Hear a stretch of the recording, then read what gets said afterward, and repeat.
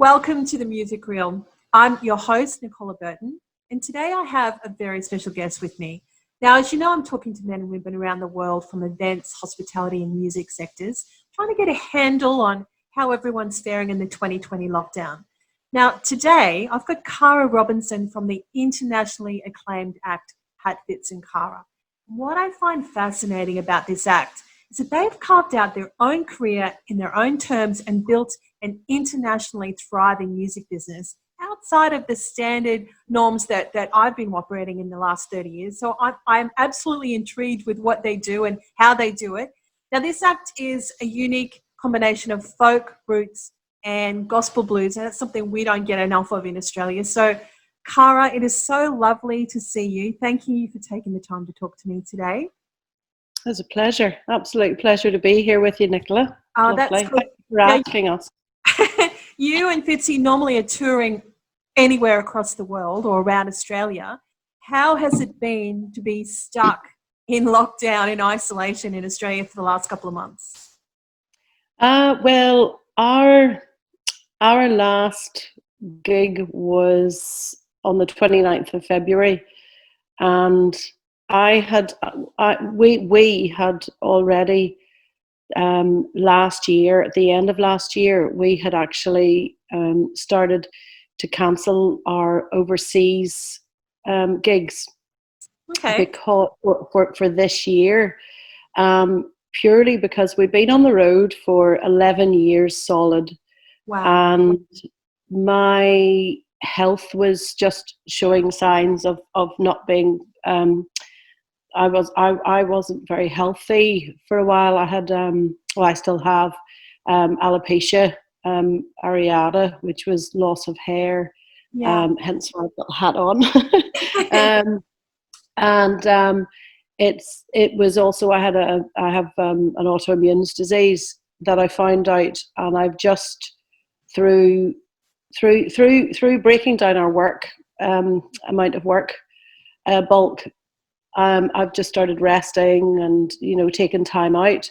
So I had, from cancelling overseas for this year, was a really good decision for us, to take a bit of time out. And Fitzy was like 100% behind me, which was awesome. And so we were planning to stay in Australia from last year, the end of last year anyway. Wow. Now with the it's always hard for a musician to slow things down, because we live in a society, in the music industry, we live like 6 months in advance to 12 months in advance. That's right. And because I had cancelled a lot of stuff that we were meant to be doing. I mean, really, it last year was just absolutely chock-a-block for us. We got no time to come up for air. So by cancelling that, it wasn't as such a shock in traveling, in flying overseas and touring. But then with the COVID-19, when it came in 3 months ago, it really forced me to slow down, as well as everyone. But it forced me to really slow down. And in that time, in the last 3 months, my hair's started in areas to grow back, which really gave me a lot of hope. So that was, personally for me, that was really good for me. Set aside, just such the amount of trauma for other musicians and other artists and people out there, that weren't ready to slow down. I guess it's been a real, I've had a few conversations with wonderful artist friends of mine that have been quite distraught. 3 months ago, they were like phoning me up and going, what am I going to do? All the work that I've worked towards is now gone. Right. And for us as well, after, from the 29th of February, like we haven't done any gigs, or we haven't, all our money, which was to cover, like I'd organised a certain amount of festivals that came through quite easily without any stress in Australia. you know, Australia has been absolutely wonderful for us in the music industry and the support that we've been shown. But that all came to an abrupt end. And I had set up a certain amount of festivals so that we could actually afford to pay our mortgage, you know, and survive that way, you know. But we've managed to keep, you know, food in our cupboards and the roof over our heads. And some of the money that we had that was going to go to flying overseas, because we have to have a certain amount of money saved from the last tour from the year before. We have to, you know, have that money to actually put towards the flights, the car hires, the accommodation, everything in that area. So we were living off that, and because it's a business. Mm-hmm. And I'm seen as a sole trader because I run the business now for around eight years. That was something that, you know, we went to go to receive job keepers, and it's only just come through in the last month. Oh, sorry for so that was a bit of a pressure, I have to say. Yes. Honestly, that was quite a pressure. So it's interesting hearing your story, because so many artists are in the same situation, but obviously because you've run it at a high level business operation for a while, you're used to budgeting and you're used to being able to plan a couple of years in advance. Whereas a lot of artists have been caught, I guess, with their pants down. And the beauty of lockdown is that as you've got time to rest, they've got time to start budgeting and thinking about, okay, how can I change the way that I run my business moving forward? Because clearly things are not going to get back to normal for a while. So, And obviously we've been speaking to a lot of festival producers, and I don't know who you've been speaking to, but it looks unlikely that any festivals will be happening in Australia for a while. What's your take? Well, the festivals that we were set to do, that we were contracted for, was the likes of National Folk Fest, Celtic National Folk Fest, and there's one coming up in September. Well, I'm not sure actually. I have to touch base, which was Mitchell Creek in September. We don't know if that was going to go ahead, or we still need to find out. So there's still a few things up in the air, but the immediate ones were instantly cancelled. And I've heard, you know, like through the grapevine, I've heard that there's a certain amount, there's some festivals that did get in contact with us quite quickly. Ones that I can't name just for legal reasons, you know. I gave my word. They're trying out different channels to set up something outside their festival in the future, hopefully, of course, fingers crossed, that we're still, you know, heading in the right direction regarding people come together, you know, for an event, whatever that may be. So it really is still, a lot of things are up in the air. I do know there's quite a few artists that some of them have managed to go down a different route, like setting up a Patreon site for them.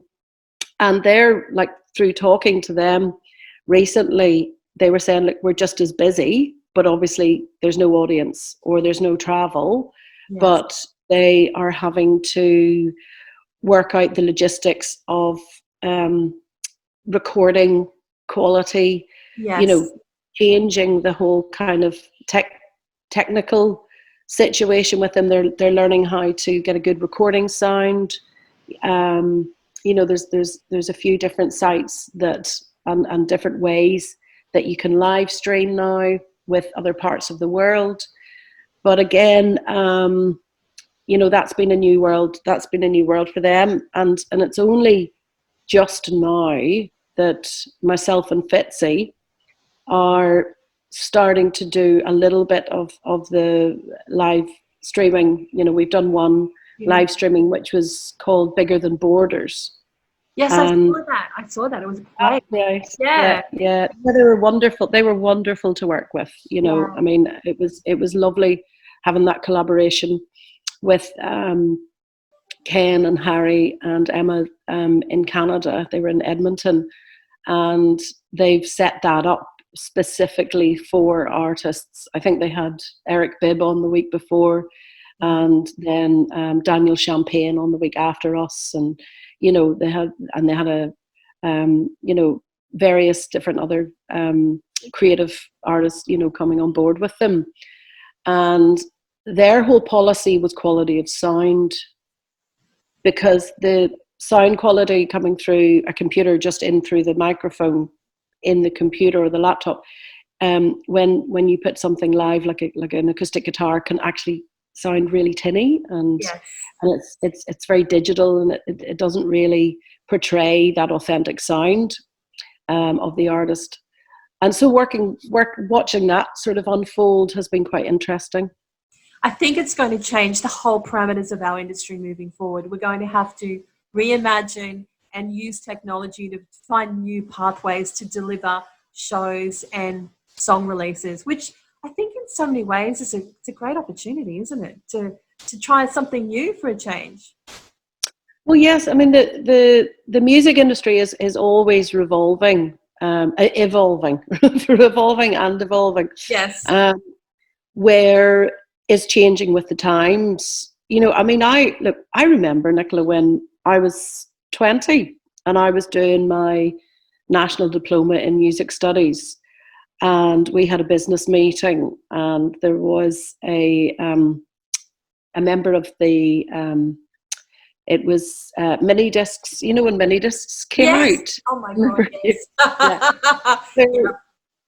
So this group of people came, and they were giving a workshop on the importance of mini discs, and I'll never forget the moment where our teacher turned around and he said, you know, like, it's going to get to a stage where, you know, you make a phone call and order a song. That's how we're going to communicate our songs around the world. And the whole class just laughed, you know, like, we just laughed and went, yeah, right. You know, like, okay, how's this going to happen? And I remember thinking the other day, you know, when I was watching Anya Tyrrell. She's a wonderful artist, and that is from Ireland, like myself, but she's based here in Australia, and she's done a lot for Australia. She's very much Australia is her home, you know, now, and she's been very embraced, you know, by the industry here. And I was watching her, and she set up the microphone. She had a quality video going, and the quality was great, actually.